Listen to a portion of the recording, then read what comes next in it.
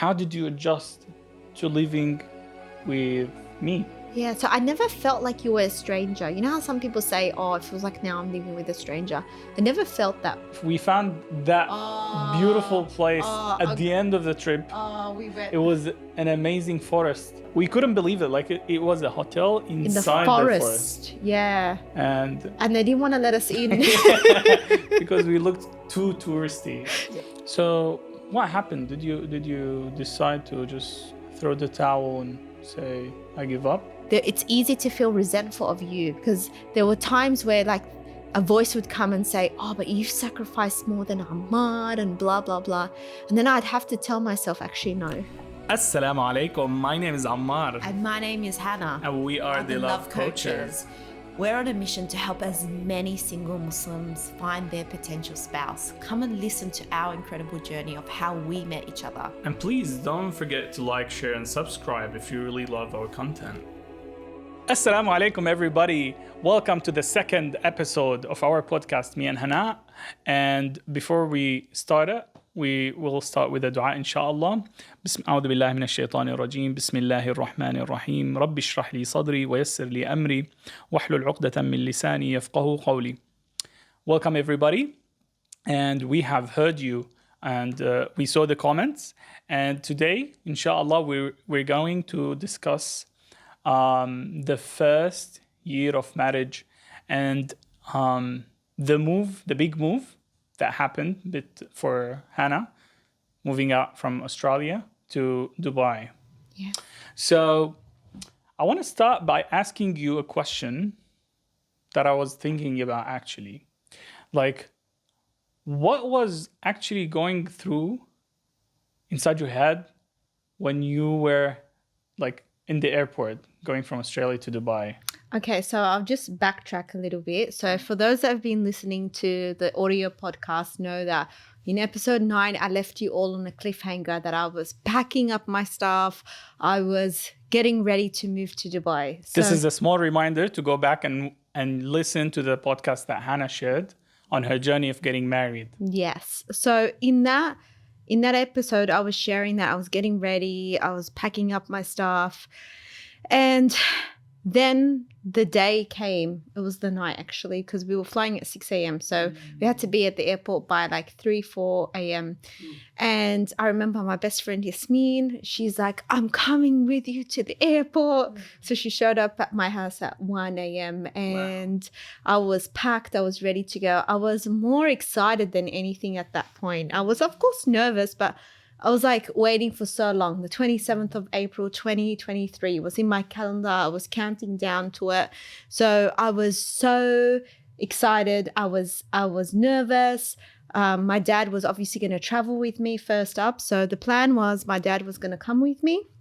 And then 1 week later, my brother, my sister-in-law, and my nieces and nephew were going to come. And then my aunties and my cousins were going to come along. And then my best friend was going to come along with her brother. So it was really exciting. And I think that made it easier knowing that I didn't need to say any like official goodbyes to my family right then and there. It was more, I had to say goodbye to Australia at that point. When you say that it's just saying goodbye to Australia, how does that feel? I don't know how to describe it. It was sad because Australia was my home. Like, this is where I grew up. This is where I was raised. This is what I know. So It is part sad. of me was sad. I was like, oh my God, like, I don't know when I'm going to be back. Like, I thought I had a plan in my head. I'm going to be back every 3 months. We'll talk about that later on. So I had a feeling I was going to be back, but I wasn't sure when I was going to be back. So there was a part of me that was sad. There was a part of me that was also anxious because I had 6 bags that I was traveling with of my stuff, 200, I think it was 250 kilos worth of things. And when you think about it, it's actually not much. Like, I was packing up my life. So I had to like get rid of a lot of stuff. I had to leave stuff behind. And it was really hard for me because I had to make a choice. You need to choose. What's really important, like, so what do I really need with me? And that was a hard decision. So I was anxious at the airport because I'm like, what if I'm over? What if the bags are over? Well, 200 kilos. Yes. Of course you're over, man. So my dad and my brother also came to the airport with us to drop us off. Like, they were like, chill, relax, Hannah. And we had to open the bags. One bag was over 30 kilos, unfortunately. So we had to open one of the bags, and actually over 32 kilos because the maximum is at 32. And we had to move stuff over. It was a hassle. Yeah, it was a bit of a hassle. Though I said goodbye to my best friend and my brother then. And I was emotional. I was sad. Like, I remember there was tears that came up because I was like, yeah, that's it. I'm leaving. I'm leaving behind the people that I love. Yeah. So there was a part of me that was sad. And then me and my dad hopped onto the aeroplane. And I remember all I was thinking on the aeroplane on the way there was like, my intention. What's my intention for going to Dubai? Set your intention clear. You're going for God. Yes, you're going to get married, but ultimately you're going for Allah subhanahu wa ta'ala. Like, you are there. Allah has facilitated for you to move to this country because you need to fulfill some sort of mission. That's what I felt like. You've got a mission. Allah has a mission. Allah wants you to be in this country for some certain reason, and you don't know what that is yet, but you're going for Allah subhanahu wa ta'ala. That's fun. Yeah. It's like you're going on a discovery quest. Yeah, going on a discovery quest to see what my next mission is. So that's all was in my mind in the airplane. Ya Allah, I'm going for you. Ya Allah, I'm going for you. Ya Allah, this is for you. What a beautiful intention. Yeah, alhamdulillah. Because I remembered that the hadith, إِنَّمَا الْأَعْمَالُ بِالنِّيَّاتِ, verily actions are by intentions, and how the Prophet ﷺ tells us of that companion that migrated only from Mecca to Medina, only because he wanted to get married to someone, not because of Islam, and he missed out on so many of the rewards. So if he set the intention he wanted to migrate for Allah, and then the secondary intention to get married, he would have got both of both worlds. So I was like, I'm going for Allah, and I'm going for Allah. And I think for me that was key, because anytime things got hard in the first year of marriage, and there would be a thought, be like, I sacrificed so much more than We're coming there. We're coming there. Right. Don't jump the gun, please. All right, don't jump the gun. Okay. Right. How setting that intention actually helped you in the journey, in the airplane? In the airplane? You remind me that Allah's got me. Like, if I'm doing this for Allah, Allah's got me. Like, yeah, this is a scary journey. This is a big journey.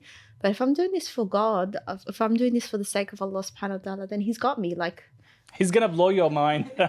And he has. He has. You took the journey. You went on the airplane. And how long was it? 14 hours. Oof, it was gross. Man. It was gross. It was 14 hours. I was ready to descend. Yeah. And you landed. Tell me the feelings that. Oh, I was just ready to run out to you, because at that point we had done Cat Big Tab, so we were married. So I was just so ready to just hug you. I just wanted to hug you in real life. We would do virtual hugs online, but I just wanted a real hug. So I was just so ready to now hug my husband and just be in the presence of my husband. So at that point, when I landed in the airport, I was like, hurry up, let's go. So for people who don't know, we actually did our Katbik Tab online. Yeah. We had everything set up. Yes. Everything was streamlined online for everybody in Syria and Dubai. And Australia and Egypt. And Egypt. There was a global wedding. SubhanAllah, alhamdulillah. Like, we had like a full celebration in Australia. I had 350 family and friends come to the celebration while they watched Ahmad on the live screen, and my beautiful auntie's husband, who I consider my uncle. He is my uncle. He's the one who married us officially Islamically. Ammo, salam alaikum. Ammo, salam alaikum. You were tired. You were exhausted, of course. And you were ready to hug me. Yes. Tell me more about your feelings. Give me some juicy feelings. Juicy feelings. Look, I came out of the aeroplane. I'm like, hurry up, get changed, Hannah, because I was all sweaty and gross from the aeroplane. I'm like, I don't want to see my husband in that state. So me and Dad went and changed. I freshened up, and I'm like, yallah, let's go. Let's get the bags. I was like, let's go. I'm ready. I'm ready. I'm ready. And I was messaging you, yallah, we're coming out. And then I was still a bit nervous though about, like, I was so excited and I was nervous. Like, of course, I still wanted. It's a new thing. Yeah, I still wanted to hide behind Mama. because Mustafa wasn't there this time. I couldn't hide behind him. So there was a part of me that just wanted to hide behind Baba. And so, yeah, that's what I was feeling. I was feeling excited. I was feeling nervous. I just was ready to get out of that airport. So, guys, the juiciest thing that happened, We shook we hands. shook hands. Because we had agreed that we didn't want to hug in public. We had this discussion beforehand. So I said, no, I wanted a hug. He's like, no, I don't like to hug in public. So we agreed that we would shake hands. So it was so weird. So juicy, guys. So juicy. That's what we did when we first met as husband and wife. We shook hands. Alright. And your whole family was there, which was really beautiful. All of your nieces and nephews, your sisters, your They were mom and ready to dad. welcome you Yeah, home. it was beautiful. It felt nice to be welcomed by the family. So, when was the wedding gonna happen? In 2 weeks after that. Were you ready? That's a big question. Like, was I ready for the wedding or the marriage or the adjustment? It was just so many changes that were happening. Like, when we first arrived, me and Dad were living in a hotel for 2 weeks. And that's where all the family came and stayed as well. So I was living not even in my own house yet, my own apartment yet. I was living in a temporary state. And so it was just so many things that I needed to adjust to. Like, okay, I'm married. I have a husband. Technically, we have Ken Big Tab. I need to get to know this new country. So, how did you adapt to that? Tell us some, like, what are your secrets? How did you adapt? It was, as you said, it's so much change. I think it didn't really hit me. Like, it still felt like a holiday when I was staying at the hotel. Like, it felt like we were... In the morning breakfast buffet. Oh my God. Morning breakfast buffets are my By the favorite. way, her favorite and Ammo's favorites. Come on. Oh, me and my dad love breakfast buffets. If you could just give us a breakfast buffet every Do you day. remember at the end what happened? The chef by himself came and said goodbye to them. They loved him. Yes. And even when you came and picked me up at the hotel, when we were wearing our wedding, I was wearing my wedding dress and he was wearing his suit, all of the kitchen staff came out and they were all like, they had tears in their eyes and they It were was waving. emotional. Yes. They got to It was know emotional. us and we were friends. And yeah, so shout out to the amazing staff at the Intercontinental Residence Suite in Dubai. They were just amazing in Festival City. We love them. We love them. It was amazing. Yes, it was. So it felt like a holiday, honestly. It felt like a holiday because then we would go to the airport like at a time. So first we went to the airport because my best friend and her brother came. Then we went to the airport to pick up my aunties and their whole families and my cousins. And then we went to the airport to pick up my brother and my sister-in-law and the nieces and nephews. So it felt So it like... didn't really hit you. No, it It felt was like... fun. It was fun. It was so fun. It was so fun. And it was also fun because I got to spend time alone with you. We'd go shopping. We went to our We still apartment. needed some furniture. Chair and- left. Yeah. So it was still like lots of new things, exciting things. It didn't really hit me that there was no real adjustments that were needed at that point for Yeah. me. So sneak peek after 3 months, 2 or 3 months after we came back from our honeymoon. Oof. Oof. What happened? Tell me. Wow. That was a hard time. Hmm. Yeah, it was hard because it really hit me. I felt alone. Like my family had left. I had to say goodbye to them. I felt like I didn't have any friends yet. I wasn't driving yet. I didn't have a car yet. So the weather was terrible. It was so hot and I wasn't used to just being at home all day in air conditioning. I felt so trapped. I felt lost. I felt sad. And I remember you wanted to get back to your business. Yeah, That was really hard. it was really hard and I couldn't. I tried many times at that point to get back into coaching, get back into my business, but I didn't didn't feel right. have the mental capacity to do that. Like, Because you're a person who loves to go out, see people, meet people, have those interactions. yeah, And when you were at home, like, ideally you're going to do your business online, yeah. but it's not the same. No, it's not the same. And I had like this plan before I left Australia that, oh my God, okay, so you have an online business, Hannah. You could just start working whenever you're ready. And then you can come back to Australia every 3 months and run your workshops and do all of that. And then that 3 months came and my business didn't restart. I couldn't go back to Australia. So like I felt like all of these expectations of these plans that I had, while that plan was good because it gave me certainty when I was first moving, that plan was no longer applicable anymore. It didn't work anymore. So You reminded me, you were craving certainty. because there was so much uncertainty in my life and we were newly married, so I was still getting to know you. I was still adjusting to you, and you were working such long hours. Like sometimes you'd come home really late. You'd come home at 10, or most of the time it was 8:30, 9 o'clock, and you'd leave home at 9:30 in the morning. So I was alone by myself. There's no time even to talk and or interact, and you'd come home so tired and so exhausted from work. So it was a really hard time. I just felt alone. Like I felt like just, yeah. So going back to that time, the happy time, after 1 week of you landing in Dubai, tell me more. What happened? What did you do? How did you enjoy that time? Like I said, it was a vacation. It was a holiday. We were staying in a hotel. It was a different environment. It was fun. We'd go out. We'd go shopping. We'd go out with the family. I'd hang out with Baba. We went to that garden. What's it called? Miracle Garden, me and Baba. So, like, it was fun. Like, I felt like a holiday. Yeah. Yeah. And then the wedding happened 2 weeks. The wedding happened 2 weeks later. And then we went on our honeymoon to Malaysia. Malaysia, yeah. Yeah. We spent there 10 days. 10 days. Yeah.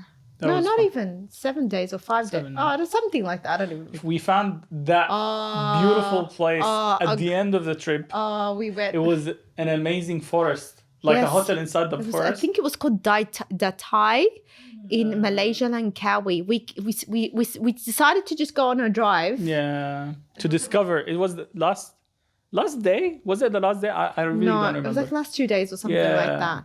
There was the monkeys on the road, and it was like this. Wow. We just kept driving, and then we saw this place, and we're like, "Oh my god!" We couldn't believe it. Like it was a hotel in the inside forest. the forest. Yeah. And they didn't want to let us in. because we looked too touristy. You were wearing a singlet and a cap and flip flops. And it was like a 7-star hotel. We're like, we just want to go in to have dinner. We just want to have a look. Yeah. Anyway, we ended up making a reservation. There was one place in the hotel where you had to be wearing a suit and stuff. Yeah. And we're like, yeah, we're not wearing that. We don't have any of that. So we made a reservation at the other place, and then tell them what you saw in the bathroom. I think you need to say that. Oh my God. All right. We went in. It was these tree houses that are 5-star. It's not like a tree house, but it's a 5-star tree house. Cabins. It was so beautiful. It was like magnificent. And we drove throughout the forest to take it. It led us to the beach. Yeah, that was beautiful. It's unbelievable scenery, honestly. We went inside, we parked, and then we went inside the hotel. And then, I don't know, we were waiting to go. No, that was after we finished. Yes, after so we we finished finished. everything. We went in and we had Dinner. and then we saw monkeys. The monkeys were playing around.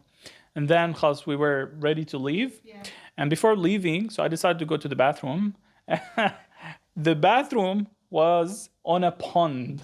I don't know how they designed it. And there were frogs inside the bathroom just jumping towards the ponds. And they're, I don't know what you call these green. The green things leaves. that they sit on. Yeah, it was I was in a movie, honestly.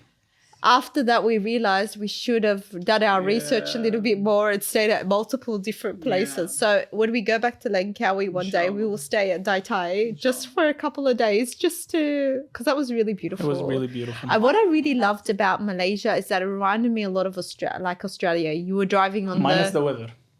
Yeah, it was humid. It was very raining and it was hot. Yeah, it was. It was very humid. Minus the weather, the greenery, the environment.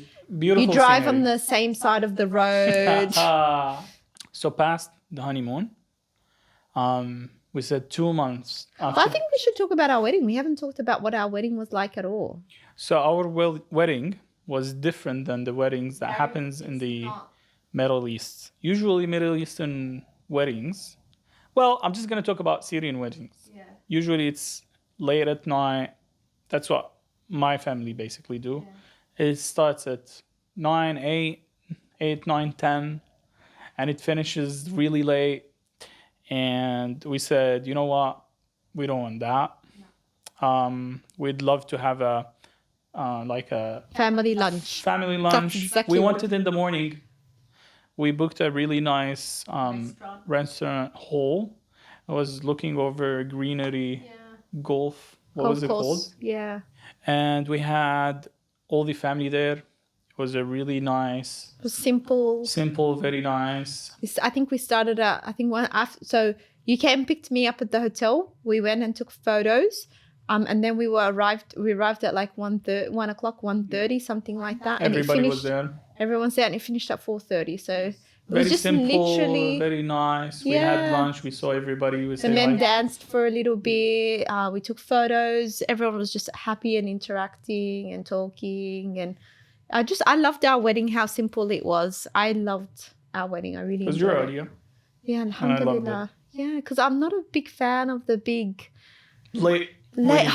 I hate late weddings. I find it very difficult to do late weddings. I'm too tired by then. Like, I love day weddings. I love it to just be simple. It's just a lunch. It wasn't overdone. And it was just so family. It was just literally the family sitting down and having lunch, which was really beautiful. Thank you for that idea. It was an amazing idea. And then the next day we said goodbye to the family because that next morning we were going to the airport. Yeah. Tell me, how did that feel? That was hard. It was really hard to say goodbye to the family. I don't think it hits you. It didn't really hit me though. Yeah. It was hard though. It didn't really hit me at that point.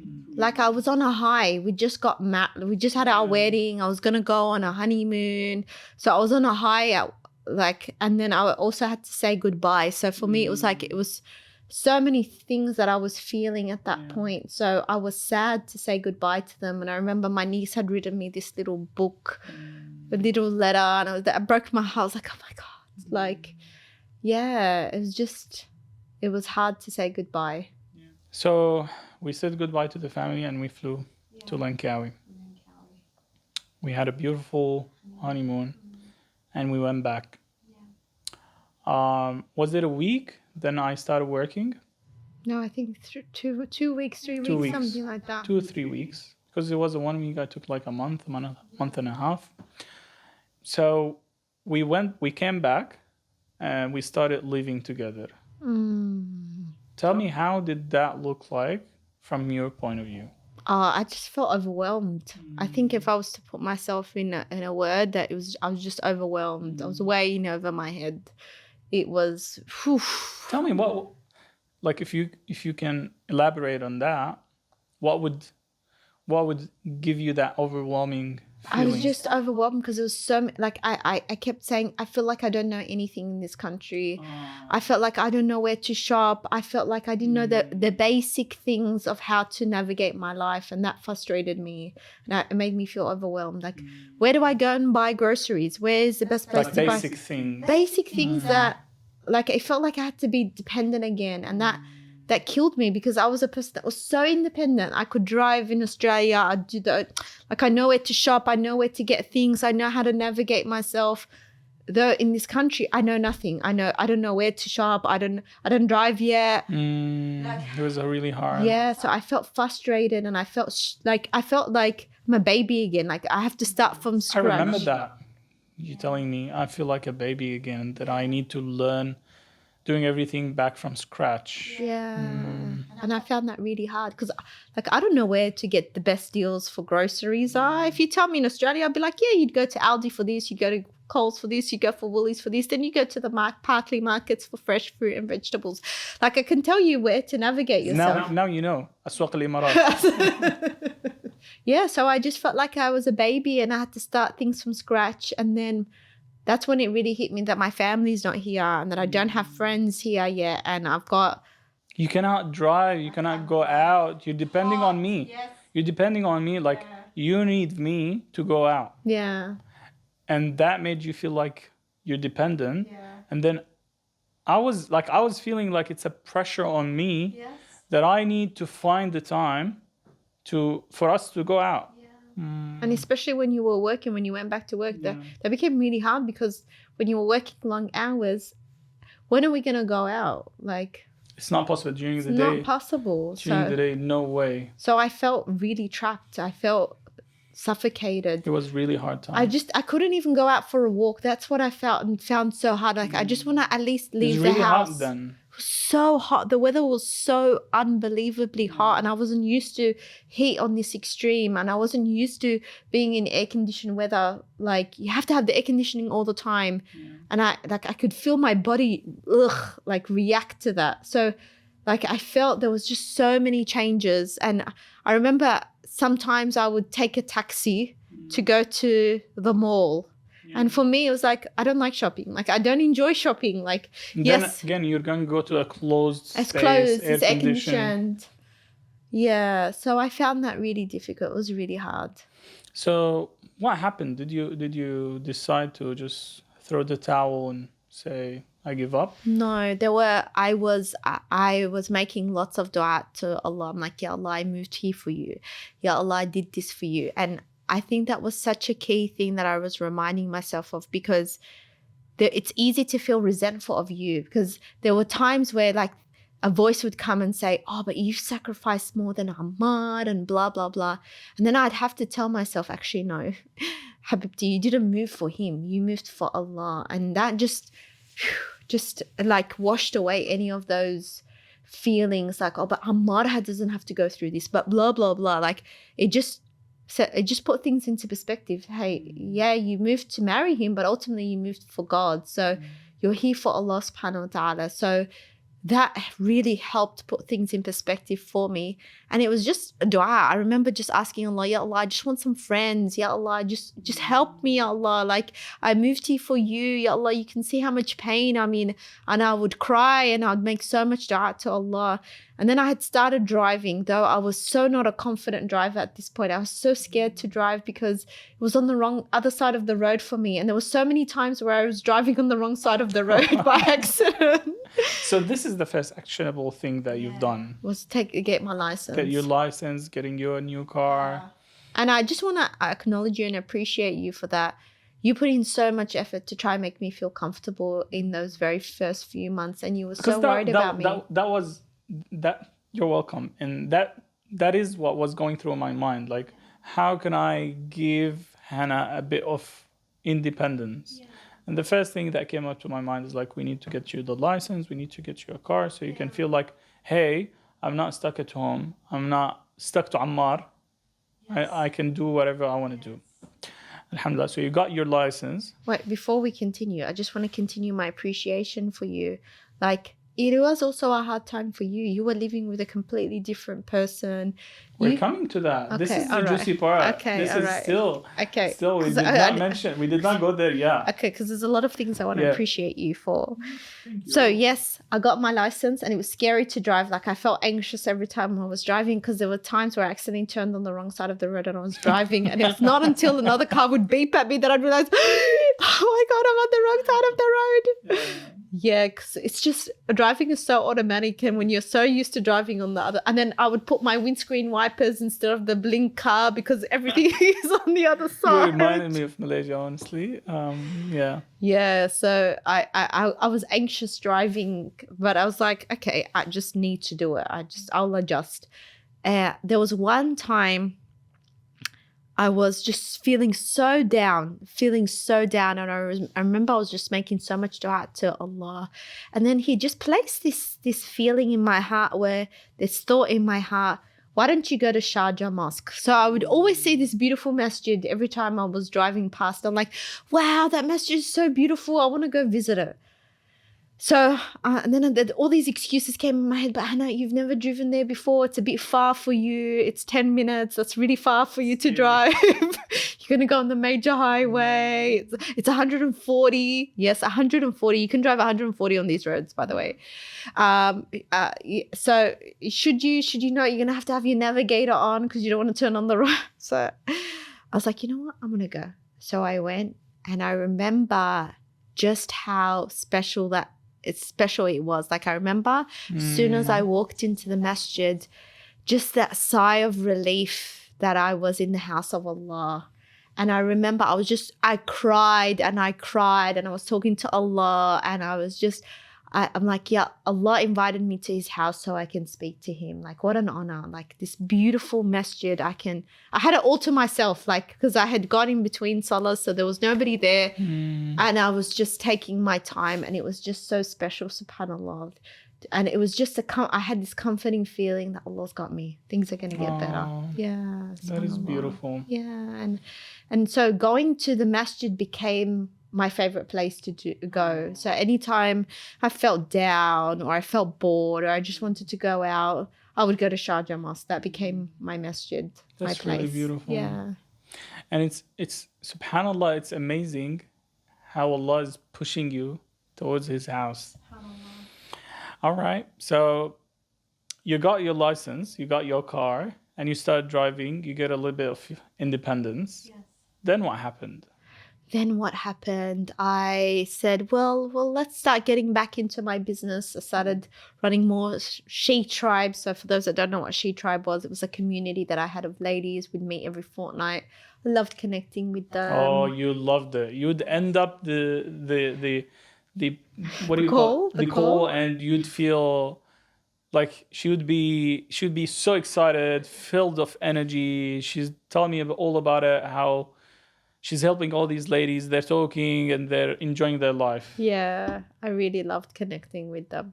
So you tried coming back to my business slowly, and then I decided, well, it's time to talk about launch my podcast. Like that podcast that I had recorded like a year earlier that I've never released. It's time to release it now. And then I was very nervous about doing that. I was like, but then I'm going to let people know about my relationship, and my relationship is so like private, and I don't want people to, like, there was so many hesitations that I had about sharing that story.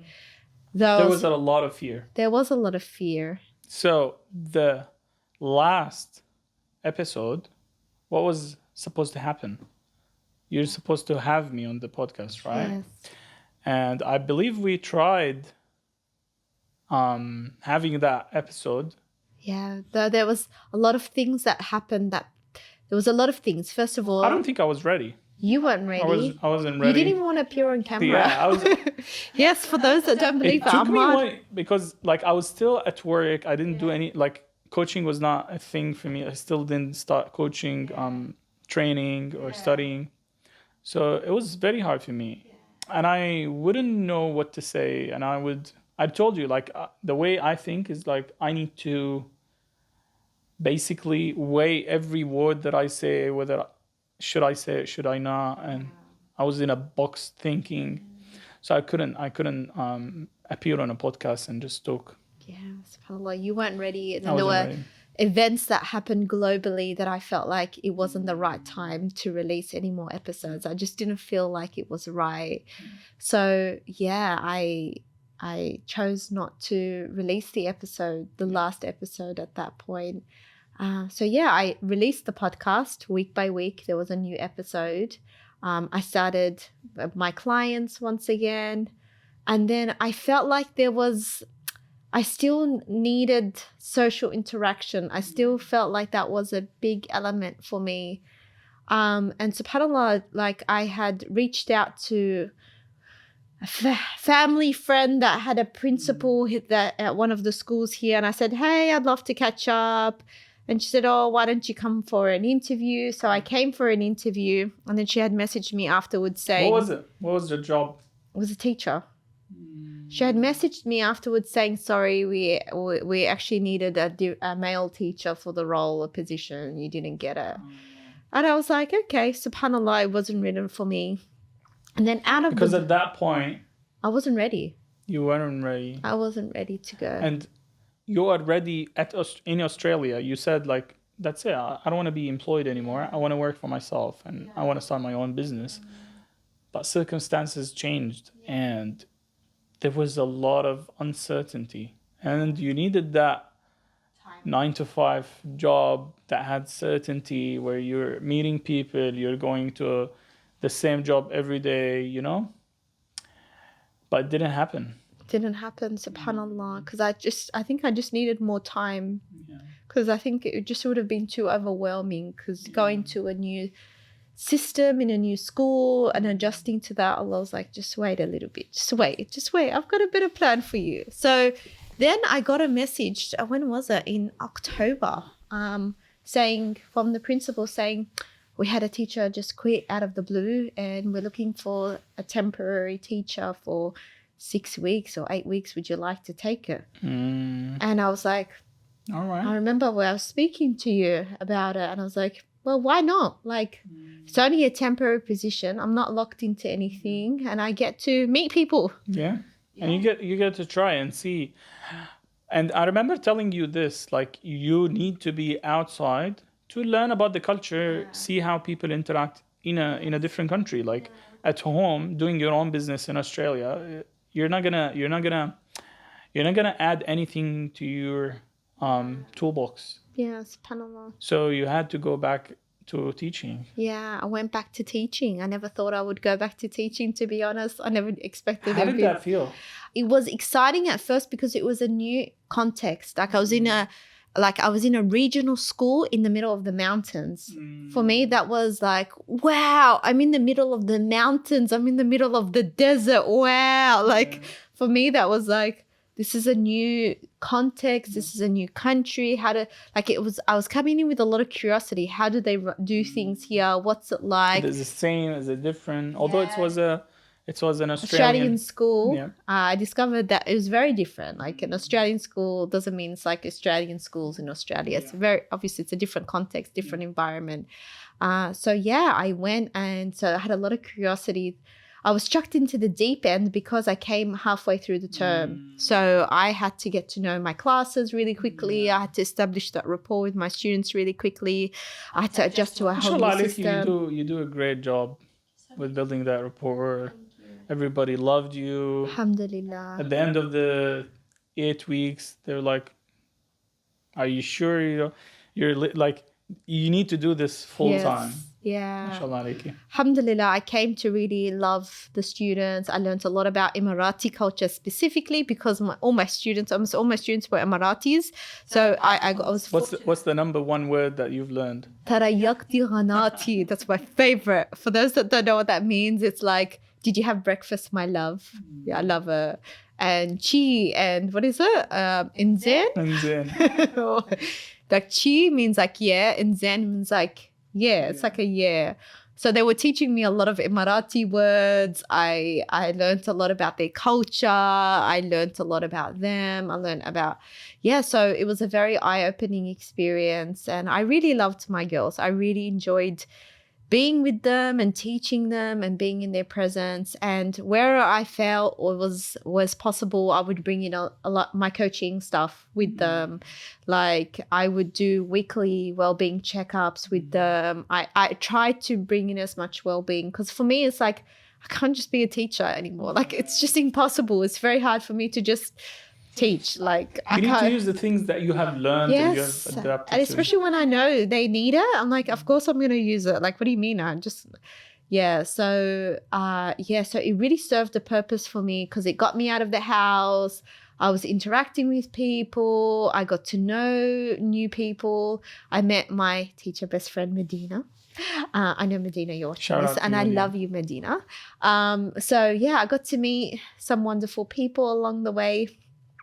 And then it gave us the ability. Then we ran into another obstacle, which was there were construction outside our apartment. They were building 3 buildings. I almost forgot this. Yeah, that was traumatic. It was very hard, very hard. Like they were working 24 hours a day. Even at night, they would bring in cement trucks and it would be beep, beep, beep. And you'd wake up 2 a.m. And I'd be so tired and angry and sad because I don't like loud noises. I'm very sensory with noise. So I'd be very bothered by it. That was a really hard time. It was a hard time. Yeah. And so we decided we're going to cut our contract and we're going to get out of there. We need to move out. Yeah, alhamdulillah. And we ended up moving. Guess where? What I can see every day when I open up my curtains, my beautiful Sharjah Mosque. Sharjah Mosque. Yeah. It's in our view. It's in our view. We hear that. We can hear the masjid. Alhamdulillah. Alhamdulillah. So it was for the better. It was for the better. Alhamdulillah. So I believe what the viewers want to know more about is the juiciest part. What are the juiciest parts? We will tell them after they press the subscribe button down there. Go press it right now. Please now. subscribe. And share this video. Share with everybody you love. Yeah. So the juiciest part is, how did the relationship develop between you and me? Ooh. How did you adjust to living with me? Wow. I don't know how much I can share. Yeah. Bismillah. For how long you've been living in your own room, sleeping alone? As long as you remember, right? Yeah. So how did that, tell me, what was going through your mind? How did that change really? Yeah, so I never felt like you were a stranger. You know how some people say, oh, it feels like now I'm living with a stranger.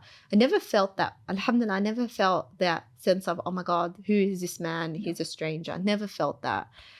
I just had to learn to adjust to who you were and what you like, what you don't like.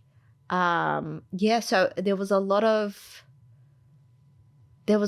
a learning curve. Like I had to learn a lot about you and what bothered you and what didn't bother you and what would trigger you and how you'd like things around the house and how I like things around the house differently. So I mean, it was hard. it was so hard. I didn't have any coaching training. Yeah. And I remember my lifestyle wasn't the best. You still were living like you were single at some point. Like you were sleeping late. I was eating junk food. You were eating junk food. You didn't have a sense of routine. I had a problem with work. I'd come back home. Yeah. You were depressed from work. Yeah. Yeah. Because it was taking too much out of my time, and I'd feel so sad because I didn't have the time to spend it with you, knowing that you came all the way from Australia and I didn't have time to spend with you. Yeah. Even on I had one day off. And even in that day off, it was a Friday. It was Juma. We would go visit your parents. I found it very difficult that you were working a lot. Like I was understanding that this was your circumstance.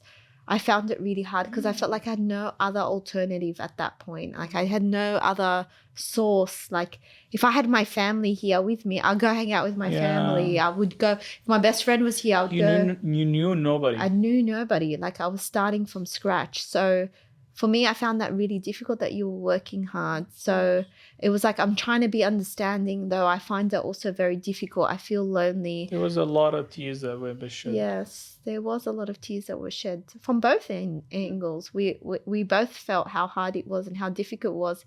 And it was also just adjusting to what we both like. Like there were certain things that you like, certain things that I like, and we had to learn to... So we had that question on Insta. Do you remember it? What was the question, remind me? Do you guys fight? Again, we don't fight. We have conflict. We never fight. No, we have the most perfect relationship. It's magical. See, what were we talking about? Everything right now? It sounds all like a magical fairy tale. We don't fight. No. No conflicts. No conflicts. Whatsoever. No. No arguments. No, we like exactly the same thing. It was hard for me to say things because I'm a sensitive person and I would know, like it was hard for me. I didn't have didn't have the tools. I didn't have the tools to say what I really wanted to say. Like if it's something that really annoys me and you would do it, I'd think 100 times before saying it to you. And then when I say it to you, I'd be triggered. You'd be triggered. And I'd be annoyed at you and sad and angry. Yeah. It took us a lot of time to learn how to do that, how to communicate with each other, because I needed it to be communicated in a certain way, especially if you didn't like something I did. Like I took it as criticism, and I'm because not good the way enough. I was saying it was a bit different. Yeah, it was a bit different. Now you've learned the skills on how to say it. And then I also needed to learn how to speak out for what my needs are. Like I knew that was important as a coach. Like I knew it, though I was holding myself back. It was a different experience. It was a different experience. It is something that you're learning. It's different when you're applying it on real life. SubhanAllah. Because we've done that course, remember? We did that relationship course.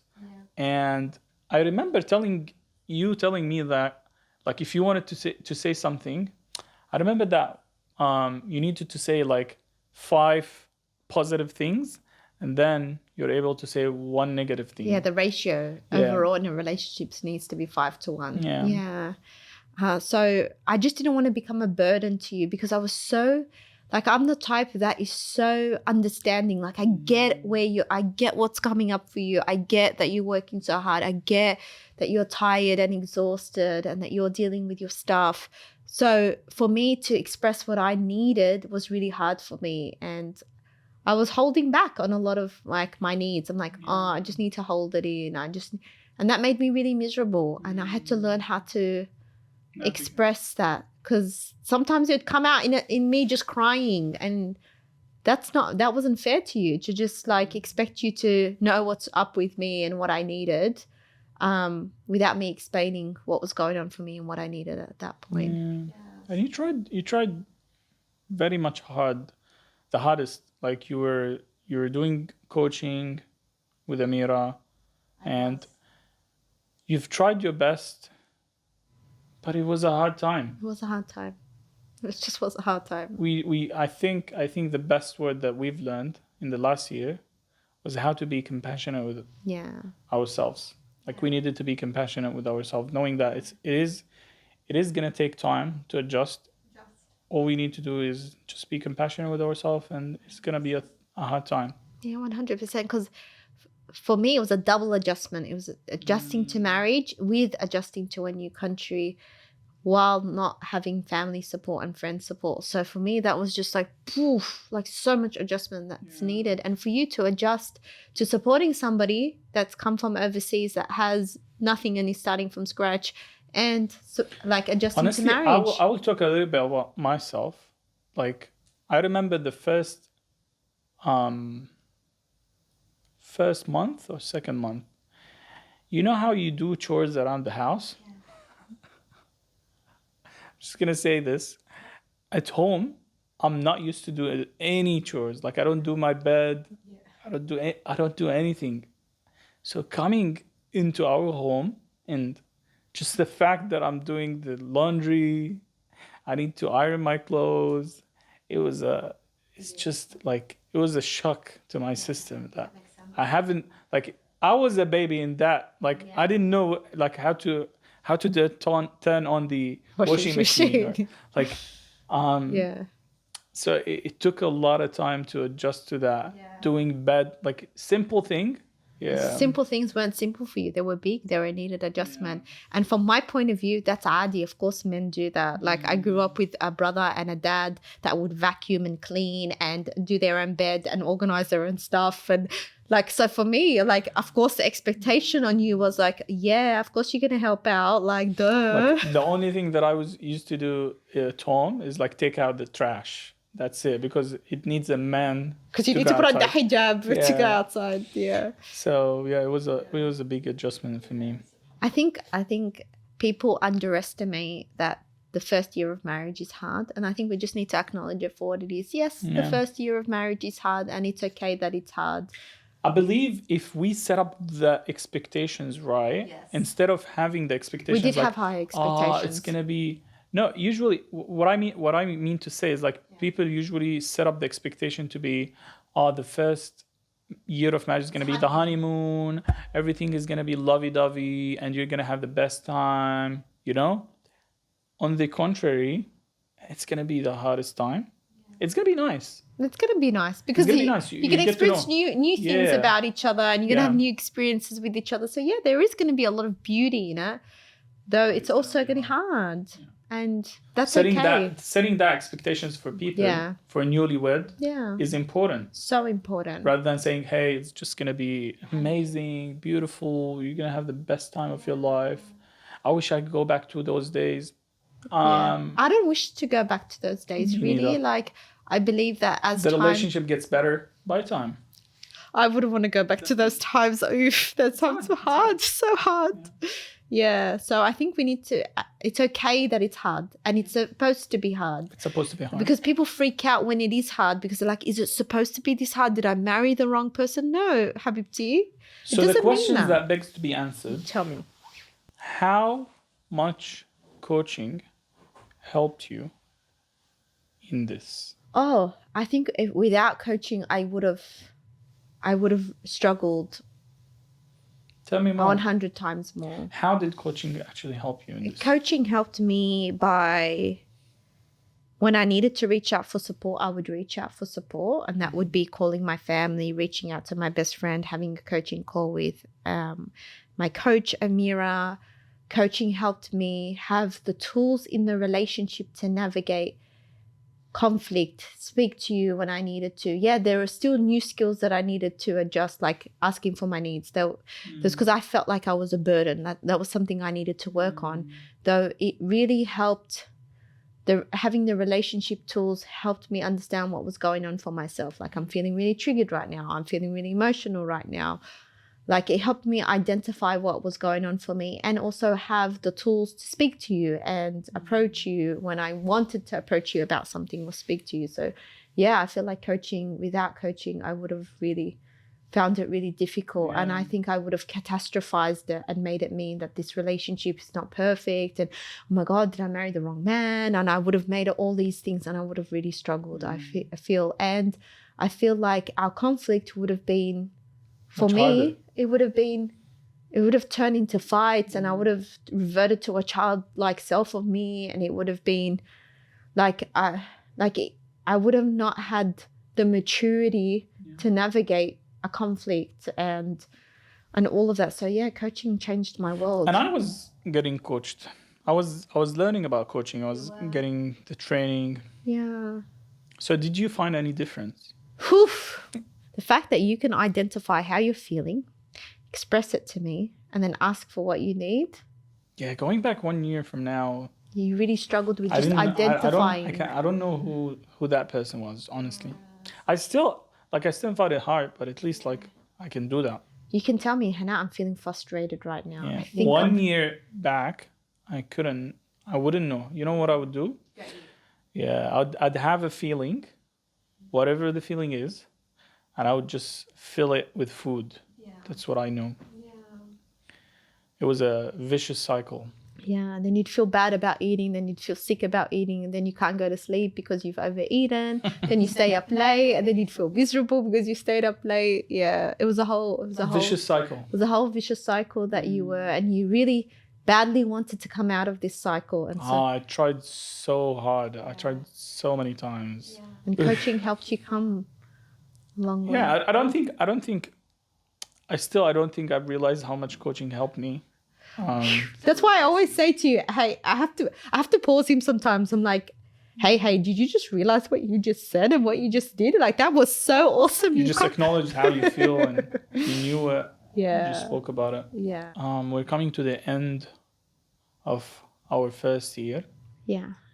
You going back to school, you loved school. What happened? Tell us more.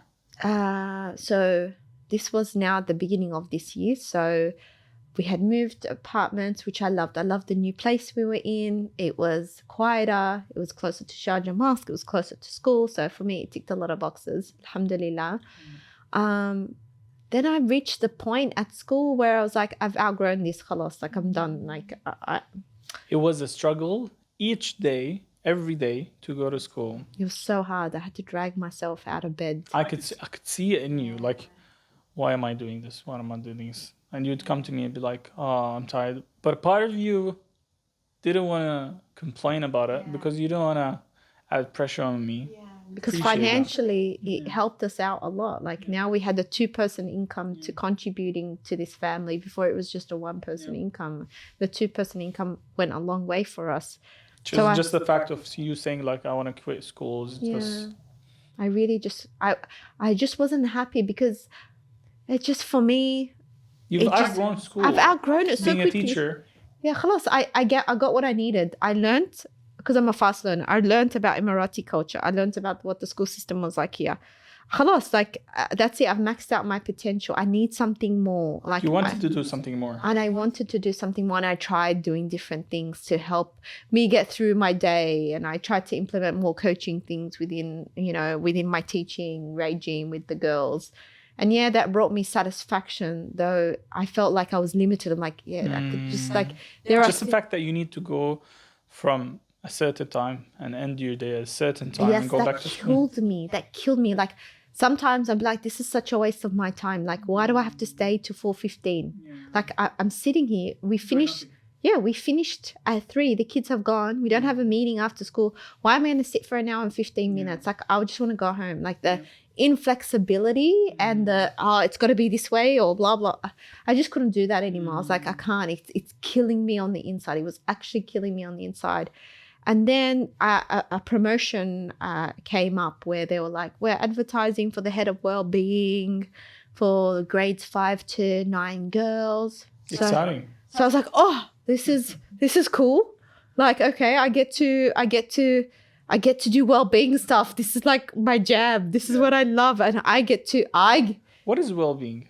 Like, honestly, for people in the Middle East, I don't think we know, like, if you study in Arabic school, I don't think you have an idea about what's well-being. Well-being is looking after the overall well-being of the students. So are they safe? Are they happy?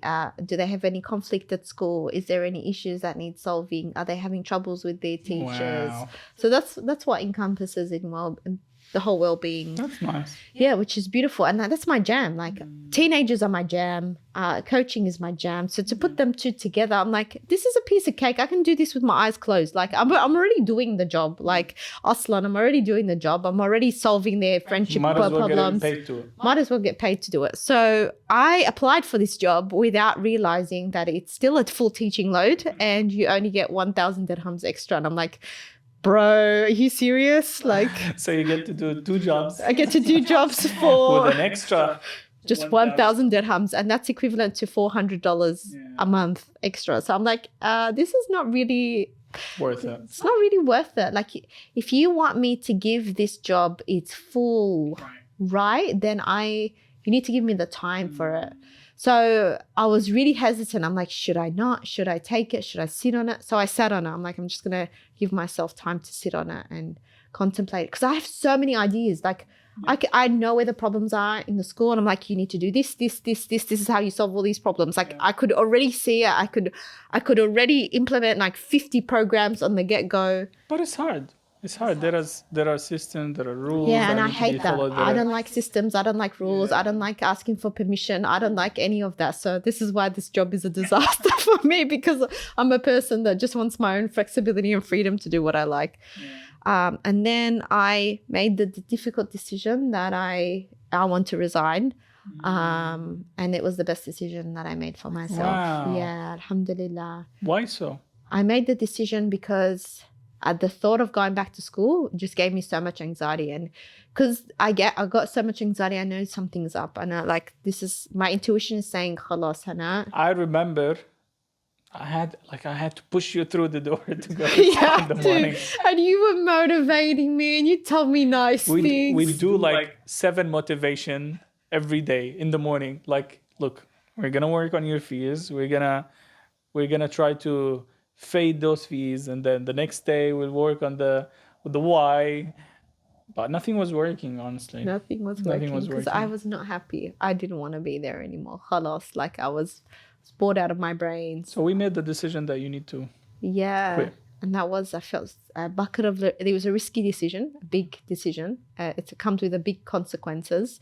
Though it was the right decision for me. And I'm so glad that I took it, because now I get to do my vision, my dream, and something that I've really wanted to do for a long time. Tell us more. That is to work with my husband on changing the world. So yeah, that's my dream. What's an update with Muslim Love Coaches? What are you doing? What are you working on? Tell us. Well, they have to come to my webinar to know, like my masterclass to know. When is the webinar? Well, by the time they actually watch this, the masterclass is already, though they will have access to a recording. So wow. If you so get generous access, of you. Yeah, I know. I'm so generous. Thank you. So the masterclass, they can watch the recording and they'll know what my top secret project. What's the masterclass about? It's basically telling them the 5-step strategy that I took for myself, that I walk my clients through, that will get them from single to married within 6 months.